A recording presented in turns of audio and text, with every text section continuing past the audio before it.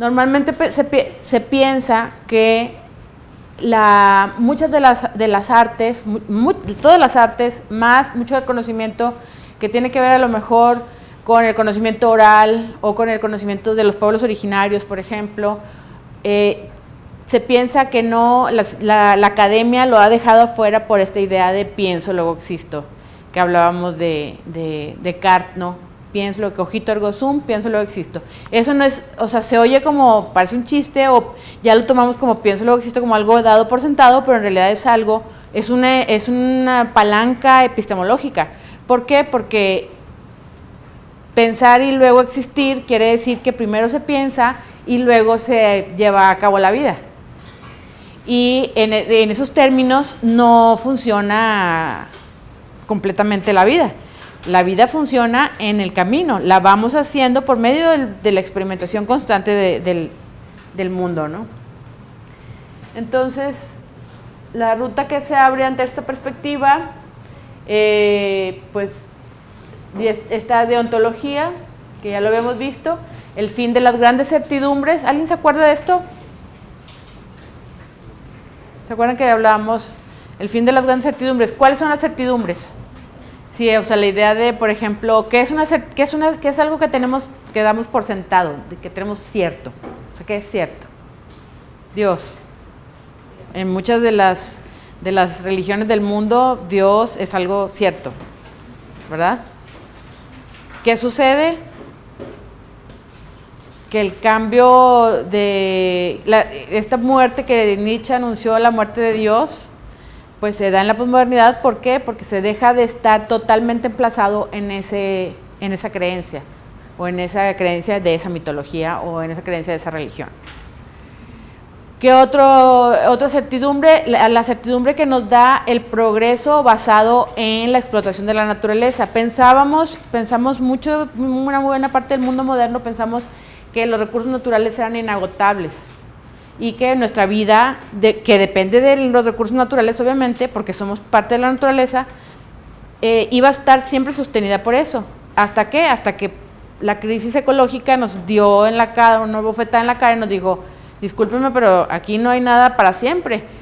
Los recursos son limitados, sí puede haber una regeneración de recursos, sin embargo, no en los tiempos que ustedes están consumiendo esos recursos, ¿no?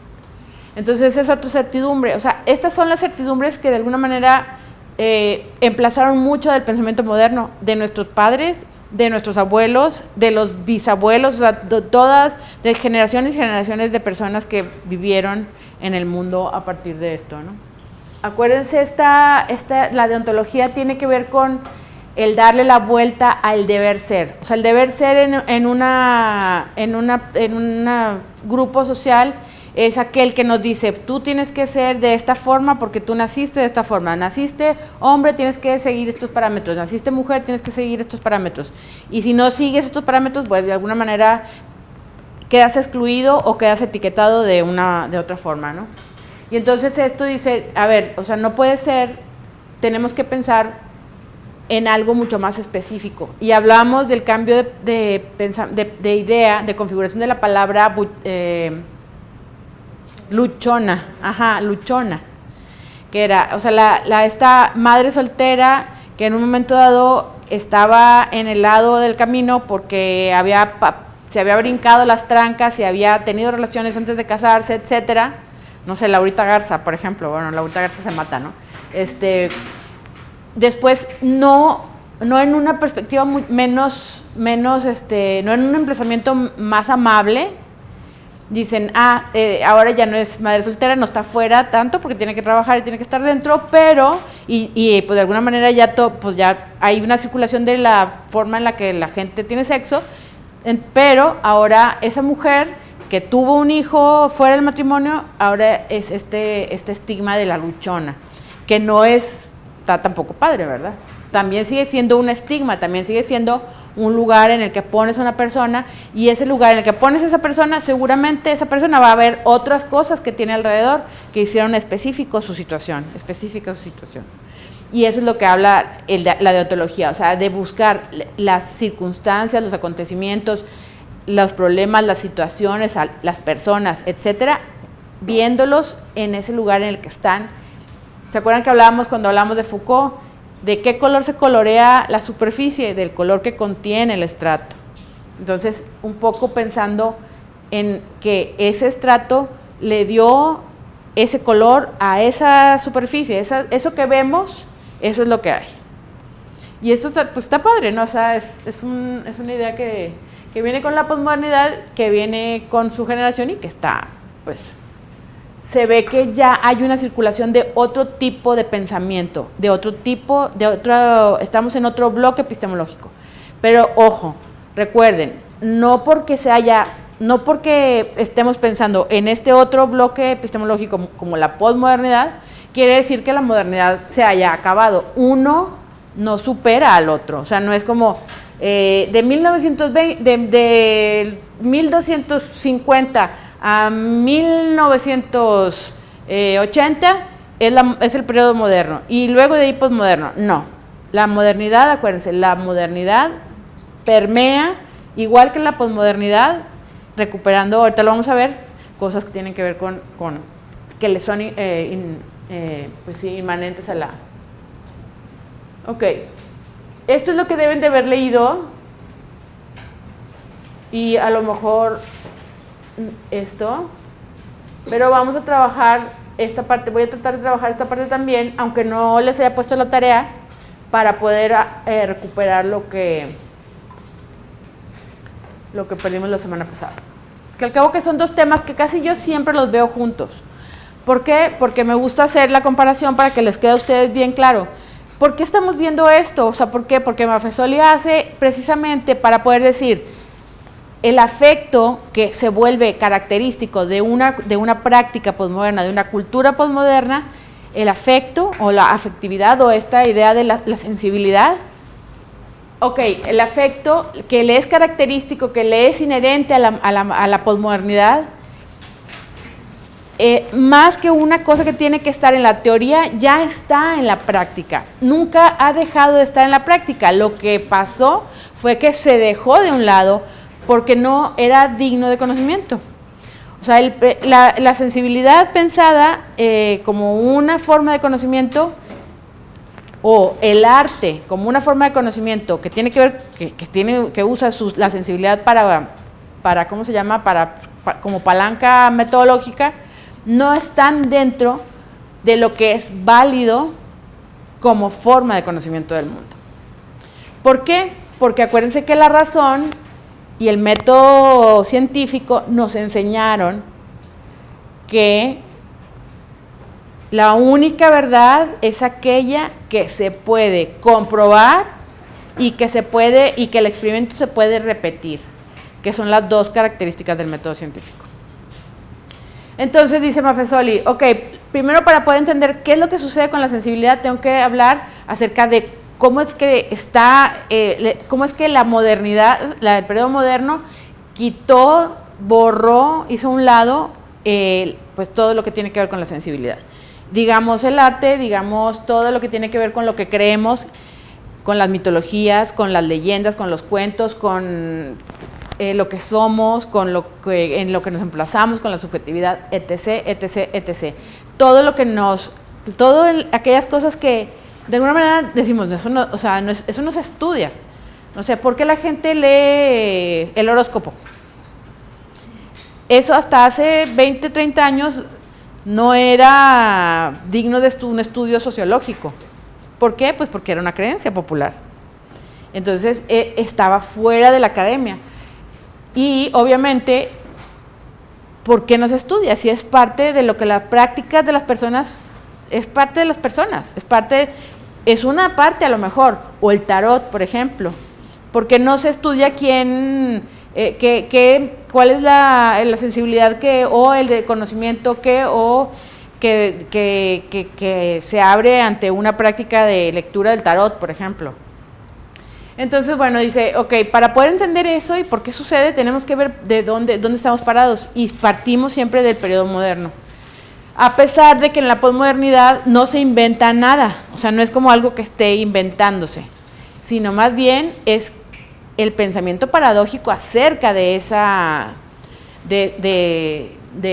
una o dos de las discursividades modernas, ¿no? Entonces dice, bueno, ¿cuál es la que caracteriza la razón abstracta? Que es la palanca metodológica de la epistemología moderna, pues la caracteriza la división en dualidades, cuerpo, alma, razón, sentimiento. A ver, ¿alguna otra dualidad? Estas que son lo opuesto. A ver, pues que levantado la mano. Frío, caliente, muy bien. Feliz, triste. Sí, o sea, ¿estás feliz o estás triste? A ver, estoy de mal humor y ya, punto. O sea, o estoy medio triste porque no sé qué, pero me pongo contento con verlos. O sea, no nada más es una cosa o sea, es la otra. ¿Sí me explico? Y eso es lo que de alguna manera es una característica del periodo moderno. El pensar bueno o malo. O sea, si no eres bueno eres malo y si no eres malo eres bueno. A ver, todos tenemos algo bueno, o a lo mejor mucho bueno, gracias a Dios. Bueno, gracias a nosotros, no sé si a Dios, pero sí a nuestros padres, a las cosas en las que creemos, lo que sea. Pero tampoco es que sea totalmente bueno, aparte que es bueno y que es malo. O sea, me explico, también depende de los parámetros de donde estás, de tu contexto, de donde estás viviendo, de tu grupo social, etcétera. Entonces, o sea, aquí no importa, o sea, no es que se niegue estas dualidades, sino que más bien tendremos que repensarlas para poder saber que no hay negro y blanco, que puede haber un montón de gris cada vez que le pones una gota de negro al blanco. Vamos a ver con el próximo texto, dentro de 2 textos, o no sé cuántos textos, el texto de Cosmosis, habla de polifonía. O sea, la subjetividad es polifónica, no es de un solo, no es un solo, es una palabra que viene de la música que habla de muchas tonalidades, de muchos tonos. Bueno, lo que les decía hace un momento, cogito ergo sum y pienso luego existo. Descartes y esta idea de la reflexión como como la palanca metodológica, pero la reflexión de no en acción. O sea, una reflexión que implica una no acción, una no práctica. Y no nada más eso, sino todo lo que tiene que ver con la práctica, pues no vale la pena para el conocimiento en el periodo moderno, ¿no? La pretensión de una verdad universal, o sea, decir, esta regla aplica para todo el mundo y el cosmos y el universo. O sea, de alguna manera nos dimos cuenta que si queremos hablar de la verdad, pues mejor ya no hablamos, ¿verdad? O sea, mejor ya lo dejamos ahí. ¿Por qué? Pues porque no hay una sola verdad, no sé si eso sea una verdad en sí. Entonces, más bien el pensamiento postmoderno tiene que ver con lo parcial, con lo no generalizante, etc. Esto es bien importante porque es lo que define el conocimiento a priori antes de. O sea, la epistemología moderna del conocimiento siempre como es, pienso, luego existo, no es a partir de la experiencia. No se conoce a partir de la experiencia, se conoce a partir del pensamiento, del conocimiento a priori. El conocimiento, si yo les estoy hablando esto a ustedes y ustedes no leyeron, para ustedes va a ser un conocimiento a priori. A priori, antes de la experiencia. Cuando ustedes abran el libro y empiezan a leer, ese ejercicio es un ejercicio, es un experimento, es un conocimiento concreto, ¿cómo les digo? La experiencia es una experiencia concreta con un dispositivo, aunque sea un libro, aunque el conocimiento es un dispositivo de conocimiento, no porque sea, ahorita lo vamos a ver, como el libro, sino porque ustedes están haciendo un ejercicio sobre lo que dice, lo que está ahí escrito. Entonces, a priori, antes de la experiencia, ¿ok? Aquello que es clasificado, clasificatorio, definido, cerrado. Aquí hay algo bien importante, es fijo. ¿Se acuerdan que decíamos que le es inmanente a la vida cuando hablábamos del vitalismo? O sea, lo que le pertenece a la vida es el movimiento. es el proceso, es el impulso vital, es el beat, o sea, es el pulso de, sin hablar de metáfora, ni en analogías, o sea, es el pulso, el impulso que tenemos que nos hace estar vivos, la sangre que circula por las venas, es eso. Y entonces dice, o sea, toda la abstracción moderna se basó siempre en la muerte, o sea, en lo que está muerto. Lo que está muerto es lo que se puede clasificar. Pareciera que en esta tabula rasa que se trató de implementar, ese cadáver que es la sociedad, pareciera es el que hay que clasificar y fijar. Tiene que ver también, si nos ponemos a pensar, con la religión. La religión, casi todas las religiones monoteístas, la religión católica, que es la que conozco, ¿qué es el símbolo de la religión católica por excelencia? Una cruz con un cadáver. Muy bien, exactamente. ¿Que el cadáver está... ¿Cadáver? ¿Cómo está el cadáver? Crucificado. Está muerto. Ok.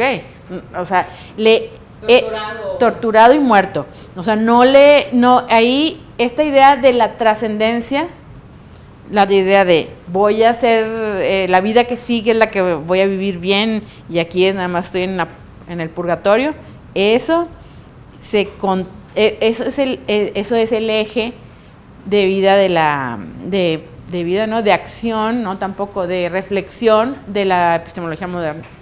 Contrario a lo postmoderno, que tiene que ver con lo vivo, ¿no? Con la vida, con el impulso, con lo que le pertenece a la vida, el cambio, el proceso, lo no definitivo, lo parcial, etcétera. O sea, lo que ustedes ahí como lo que veamos.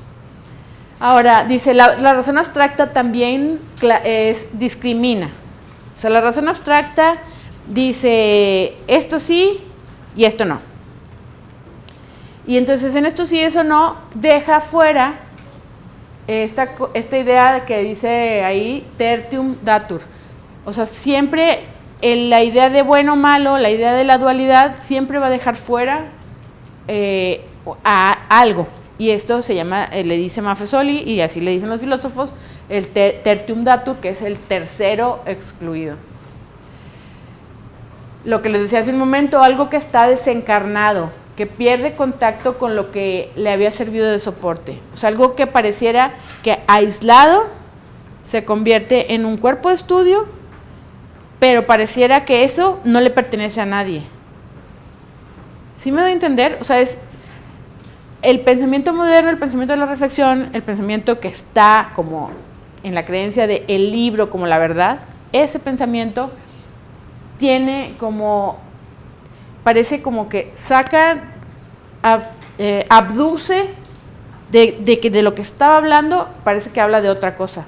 Y olvida que eso de lo que estaba hablando, está vivo, hay gente ahí. Entonces, por ejemplo, tenemos que es bastante útil, por ejemplo, las cosas que investiga el INEGI. Pero el INEGI va, investiga y dice, no nada más, estoy hablando, generalizando tremendamente, y a lo mejor, pero es para dar un ejemplo. A lo mejor dices, 80 millones de mexicanos salieron de la pobreza. 80 millones de mexicanos, ok. Es un muestreo. ¿Cuántos, por qué? O sea, ¿cómo hiciste cómo encontraste ese? Bueno, por estadística, no sé qué, matemáticas, perfecto. ¿Esas personas existen o estás hablando como de un dato? Esa idea, es esa idea, parece que los datos, los números, la numeralia, las clasificaciones salen y se instalan en otro lugar que no tiene que ver con las personas, o sea, con el grupo social del que emergieron, ¿no? Y la reflexión antes que en la experiencia. O sea, esta idea de, volvemos, pienso, luego existo, antes de la acción. O sea, siempre previo a la acción. Ahora, ¿qué es lo que dice Maffesoli? Ok, ya, hasta aquí entiendo perfecto, pero ¿por qué esto es lo que no debe de ser? O sea, ¿cuál es la razón? ¿Por qué lo estoy dudando? O sea, ¿por qué podemos desconfiar de esto? Saber versus conocer. O sea, el conocimiento se construye a partir de que hablábamos de la lógica del sentido. ¿Se acuerdan cuando hablábamos de la paradoja? A partir de experimentar el mundo, de vivir el mundo. Y el saber toma ese conocimiento para hacerlo propio y para con ello controlar, dominar,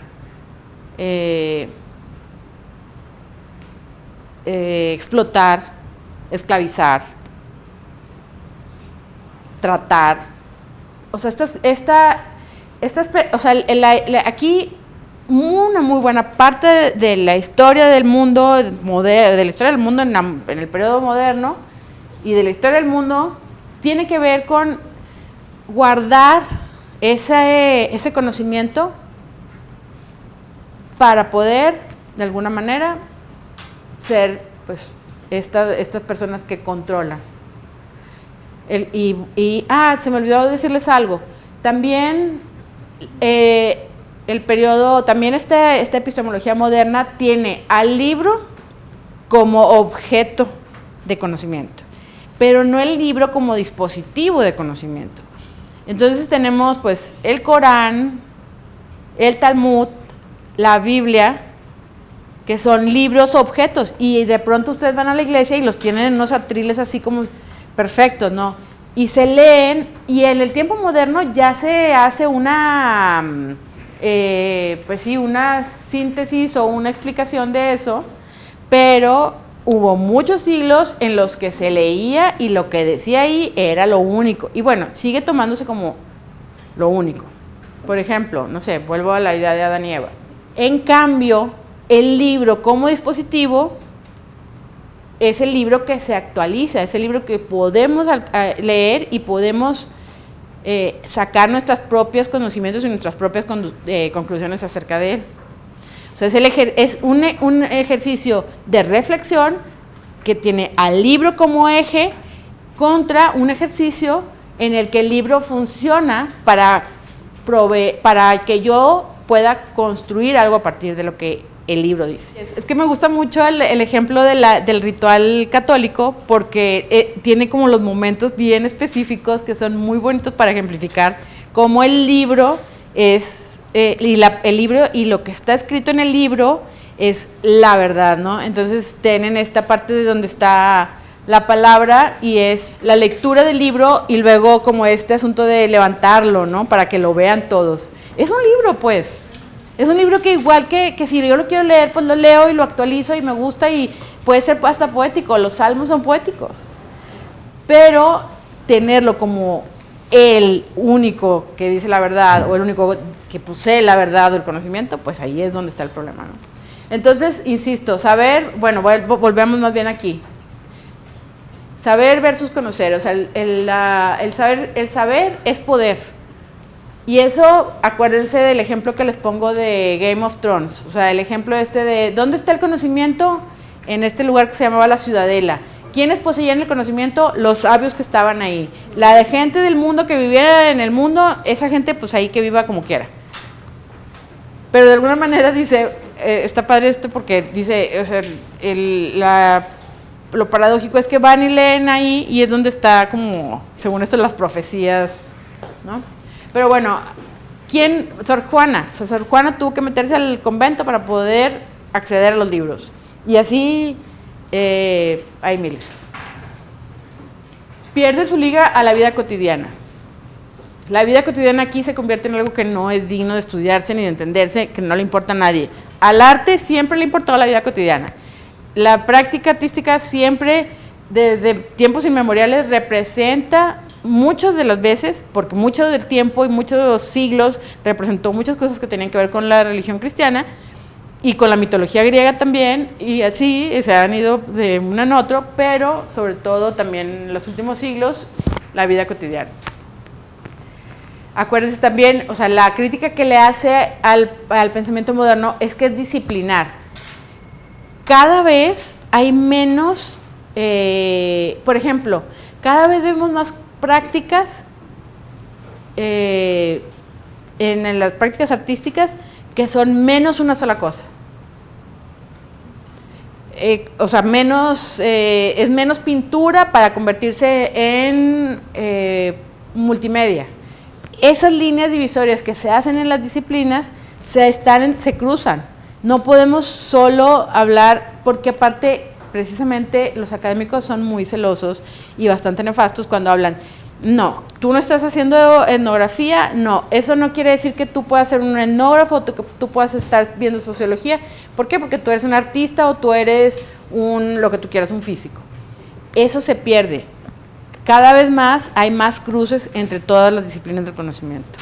Ahora, el conocimiento se vuelve un conocimiento tautológico, se vuelve algo que por sí mismo se legitima y por sí mismo mide sus propios conocimientos y se hace a sí mismo su propio fin. O sea, el fin es conocimiento, el fin es el conocimiento, y en realidad el fin del conocimiento pues es conocer el mundo, no el conocimiento en sí, ¿no? Discrimina lo sensible, la vida vivida y el conocimiento hecho cuerpo. O sea, el conocimiento que nosotros tenemos acerca de cómo movernos en el mundo, en el espacio, al final no termina siendo conocimiento válido. ¿Por qué? Pues porque obviamente lo único que importa tiene que ver con las cosas que se saben a partir de un proceso de reflexión. Y obviamente esta reflexión siempre tiene que ver con una abducción, una salirse del lugar, del mundo, etc. Entonces propone racio-vitalismo que integra la vitalidad, o sea, la idea esta que les decía hace una semana, de la vida y de lo que le pertenece a la vida, con una razón. Es una razón mucho más dinámica, es una razón que tiene que ver, que piensa en las personas y que de alguna manera incluye todo lo que la razón en un momento dado pues sesgó. Y empieza pensando y definiendo esto como la razón interna. Dice, la razón interna desconfía de la teoría dominante. O sea, la razón interna dice, hay algo que está raro. ¿Será que puede ser de otra manera? La razón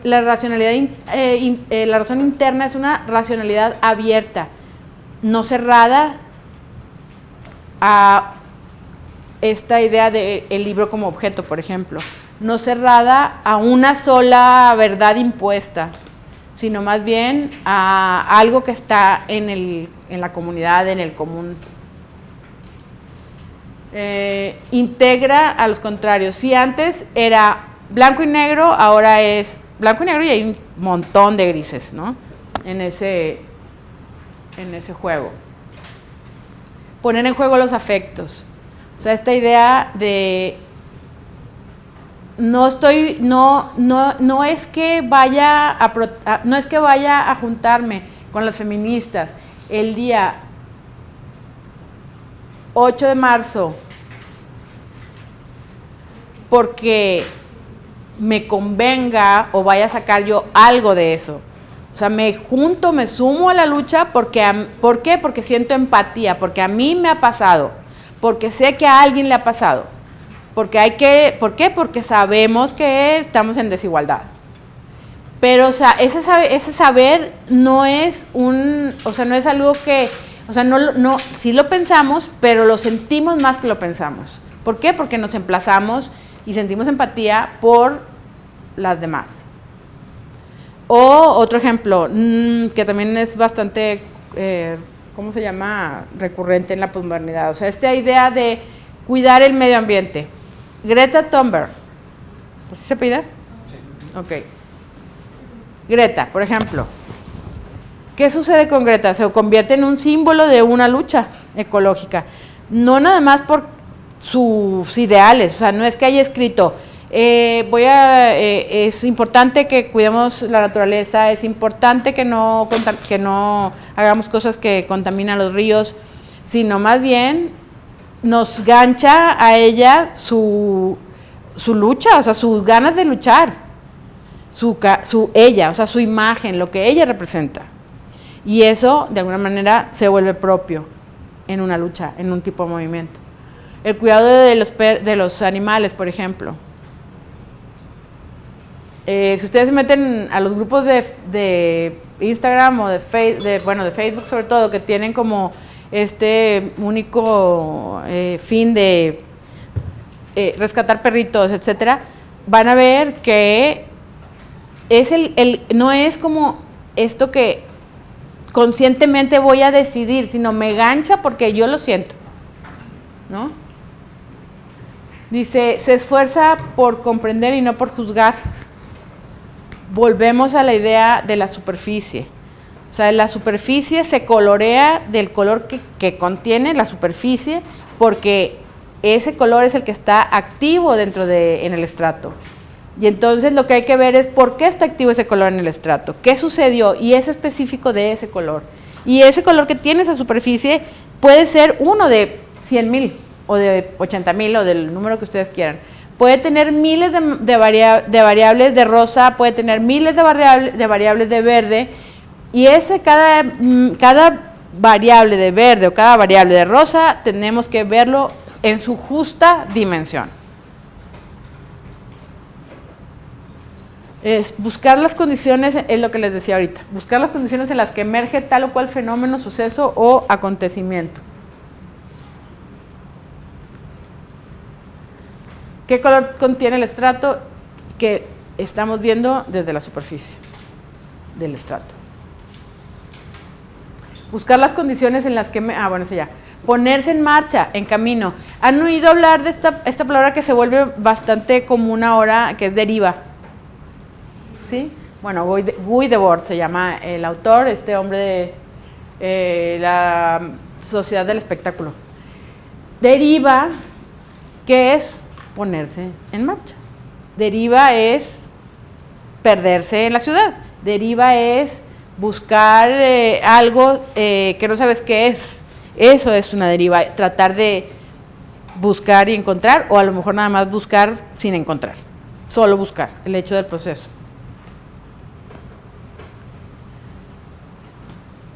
Lo propio del acontecimiento es que es inesperado, imposible de captar linealmente. O sea, es lo que sucede, es tan rápido que de alguna manera solo vemos, como cuando vemos los cometas, ¿no? Que dicen que cuando ya vemos el cometa es porque ya el cometa ya está a punto de apagarse, o sea, de no percibirse. ¿Por qué? Pues porque ya es una cosa que sucedió ya. Entonces, dice, de alguna manera, esa parte inesperada también tiene una parte de lo que contiene la cosa, de lo que es. ¿Cómo es esto? Es el proceso. Tenemos que ver las cosas desde el proceso. Desde el proceso, y posiblemente no concreten en nada. El proceso es lo que es la reflexión a la modernidad, pero a la posmodernidad. O sea, el proceso es siempre estar en marcha. Dice, raciovitalismo, dice, sostiene los dos cabos de la cuerda, por un lado el acto de conocer y por otro la pulsión vital. Hay algo que nos hace conocer o querer entender, que tiene que ver primero con nosotros. O sea, vemos algo que sucede y decimos, ¿por qué está sucediendo eso? O me percibo a mí y siento que algo está sucediendo y queremos entenderlo. O sea, volvemos a las dualidades. O sea, no podemos pensar en este sentido ya. O sea, no podemos decir, ¿es esto o es lo otro? Siempre va a haber, ¿es esto, lo otro, aquello, y ancallá, y ancatú? O sea, es todo. O sea, no nada más una cosa, sino una cosa entre otras cosas. Esta parte del raciovitalismo lleva consigo una carga estética. Y aquí nos pudiéramos meter a la clase de estética, que no sé si ya llevaron, pero ¿qué es la estética? Al final, la estética es aquello que se encarga de entender la sensibilidad. Entonces, cualquier cosa que toque la sensibilidad puede proveernos de una experiencia estética. Entonces, esa carga estética de la que habla Maffesoli es esta carga que también se liga a la sensibilidad y al gusto, a la pulsión de vida, a esto que estamos, por lo que estamos vivos, ¿no? O sea, la posmodernidad se emplaza en esta idea, ¿no? En esta idea del pensamiento vitalista, dice, y obviamente, aunque suene a veces que todo es orgánico y que la palabra es súper choteada y que ya no sabemos que lo orgánico es muy caro, lo orgánico tiene órganos. Entonces, ¿qué es orgánico? Pues todo orgánico es todo lo que tiene órganos. ¿Qué tiene órganos? Casi cualquier cosa tiene órganos. Más bien, casi cualquier cosa viva tiene órganos. Las plantitas también. Exacto. Los árboles, las plantas, los animales, todo el mundo de lo vivo, los hongos, etcétera. Entonces dice, ¿qué es lo orgánico? Ahora, hay algo que es bien, que tenemos que como pensarlo muy bien. Acuérdense cuando les decía, no es algo que se haya superado a sí mismo, o sea, la modernidad la posmodernidad no se superpuso a la modernidad. Están en la misma superficie y se actualizan constantemente, o sea, no hay una cosa antes de la otra, estamos en este caldo y así es. Lo que sí sucede en la posmodernidad es que se reactivan prácticas premodernas que se pueden pensar como antes de la modernidad. ¿Qué es lo moderno? Bueno, lo moderno se emplaza todo el tiempo en el progreso, en la industrialización, en la tecnología, en el uso de la tecnología para explotar la naturaleza. ¿Y qué es lo posmoderno? Lo posmoderno no es nada más que la actualización del pensamiento paradójico para cuestionar lo moderno y la actualización o la activación de prácticas y conceptos y teorías y pensamiento, etcétera, que estaban en una capa que parecía haber sido superada por la modernidad. Entonces dice, bueno, ¿qué es lo posmoderno? Tiene que ver con lo orgánico y lo orgánico es premoderno. ¿Qué es premoderno? Sembrar, que pensemos, por ejemplo, que pensemos, bueno, la comida industrializada, que todos traen comida industrializada, muy bien, sigan así. La comida industrializada. Ok, ya no vamos, la industrialización ha modificado la genética de las plantas y eso de alguna manera no sabemos qué consecuencias vaya a tener. Entonces, ¿qué hace la gente? Pues va, en el peor de los casos, a comprar las cosas orgánicas del súper, porque creen que el orgánico pues está mejor, pero en el mejor de los casos a lo mejor dice, bueno, consumo mucho tomate, voy a dejar de comprarlo en el súper y voy a sembrar una planta de tomate porque me gusta mucho el tomate o voy a tener 5 gallinas que me van a dar 5 huevos. O sea, es esa práctica. Las prácticas, por ejemplo, del trueque. Han visto que cada vez hay más páginas, por ejemplo en Facebook, de gente que está que está intercambiando cosas por cosas. O sea, dice, oigan, tengo aquí, puedo hacerles un vestido de novia y necesito unas fotografías para no sé qué. O sea, esta práctica es prohibida por el sistema capitalista. Si se utilizara el trueque como se utilizaba antes de que hubiera moneda y pesos sistemáticamente, viene la policía y te carga la fregada, te lleva a la cárcel porque es prohibido, porque no puede haber nada fuera del sistema. Entonces hay un ejemplo hay un ejemplo que está bien interesante de un pueblo en Veracruz que obviamente estamos pensando en hay un lugar en España, creo que es totalmente autónomo, no me acuerdo cómo se llama, pero bueno, luego les platico eso. Pero este ejemplo es un ejemplo de algo que sucedió en Veracruz, en un pueblo tiene su propia moneda, ¿no? lejano ¿en dónde? ¿En Veracruz? No. En lo de España, sí. No, en el sur aquí. Ah, bueno, no, ahorita te digo por qué. O sea, sí trataron de hacerlo. ¿Por qué? Pues porque en algún lado no llega. Es que damos por sentado que en todas partes hay circulación de efectivo, de dinero. Damos por sentado que en todas partes hay internet. O sea, damos por sentado que a todo mundo ya le llegó la modernización. Y en realidad no. Entonces, es una anécdota, ustedes búsquenla en internet. Hubo en un pueblo allá perdido en Veracruz alguien que dijo, bueno, vamos a hacer no, pues no me llegan los pesos, pues bueno, pero yo tengo aquí 2 gallinas y me ponen 4 huevos, pues te comparto 2 huevos, tú tienes una milpa, pues bueno, me das 2 elotes, yo los hago nixtamal y hago tortillas y te doy 2 tortillas a cambio de tus 2 huevos. Entonces ya hicieron tacos de huevo. Eso en algún momento sucedió ¿Y qué pasó? Pues que obviamente no progresó, no prosperó más bien. Pues ¿por qué? Pues porque llegaron ahí y les dijeron, oigan, ustedes no pueden estar haciendo esto, no pueden estar fuera de las cosas que están instaladas como parte de un sistema económico. Fíjense, ¿por qué? Porque también es una práctica que tiene que ver con los orígenes de los pueblos indígenas. O sea, es una práctica que no está en el sistema de modernización del país. Entonces tiene ese ejemplo, pues es como bastante bueno para entender esta idea de lo premoderno. O sea, lo premoderno tiene que ver con la actualización de cosas que antes se hacían, antes de la moneda, antes de la modernidad, antes.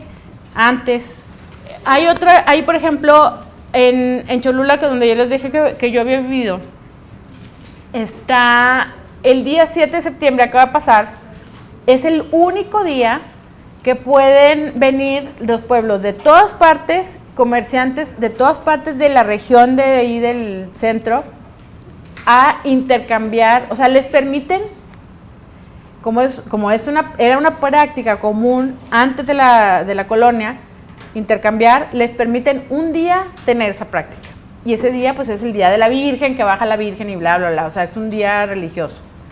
Y entonces se ponen, y entonces puedes ir tú a pedirles a los campesinos un kilo de manzanas o un kilo de chabacanos o lo que sea para hacer granada, porque esta temporada es de chiles en nogada, y intercambiarlo por algo que tú hayas producido. Pero nada más les dan permiso un día. Si se fijan, o sea, es borrar de alguna manera cualquier cosa que haga reminiscencia del pasado. ¿Por qué? Pues porque pareciera que lo nuevo es lo único que cuenta, ¿no? Y bueno, al final, pues sí terminamos olvidando muchas cosas. Al final el olvido es el olvido es, el sistema quiere que olvidemos, no quiere que tengamos memoria. Bueno, lo posmoderno que opera en la acumulación y en la aglomeración. Vuelvo al estrato, o sea, se superpone capa sobre capa sobre capa, y en algún momento lo que está en el estrato brinca, se actualiza, se activa. ¿Por qué? Pues porque se vuelve a la práctica. Volvemos a sembrar tomates. ¿Por qué? Pues porque los tomates del súper están muy caros o porque están muy llenos de mugrero, de pesticidas. Esas prácticas que se vuelven a activar, ¿no?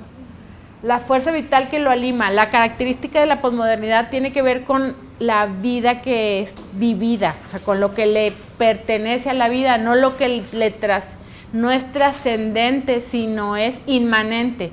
O sea, no trasciende, como por ejemplo la idea de este mundo es solo el purgatorio y el mundo que sigue cuando nos muramos es el mundo bueno, sino lo que le pertenece a la vida. Esta vida, YOLO, esta es la única vida que vivimos, ¿no?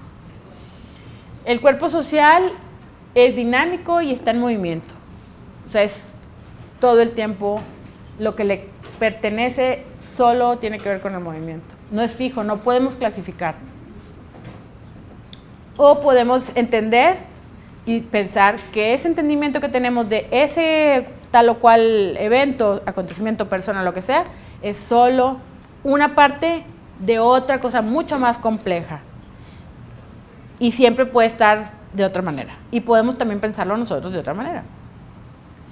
Y luego, bueno, captar conjunción nueva con elementos del pasado. Cuando conocemos algo, cuando decimos, ¡ay! Nunca va a ser algo nuevo. Siempre va a tener una referencia anterior. Sin embargo, nosotros lo estamos haciendo propio y estamos actualizándolo para verlo y para hablarlo de otra forma. ¿Por qué? Porque pudimos ver la posibilidad en ello, ¿no? Captar el efecto de composición, que es uno y múltiple a la vez. O sea, no podemos dar por sentado que una sola cosa compone a las situaciones, los acontecimientos de las personas. Lo que les decía hace un rato, la imagen, la superficie, la forma que tiene o que adquiere. O sea, la imagen es con lo que conectamos, porque nos vuelve comunes. O sea, es lo que tenemos en común. La forma en la que se transforma.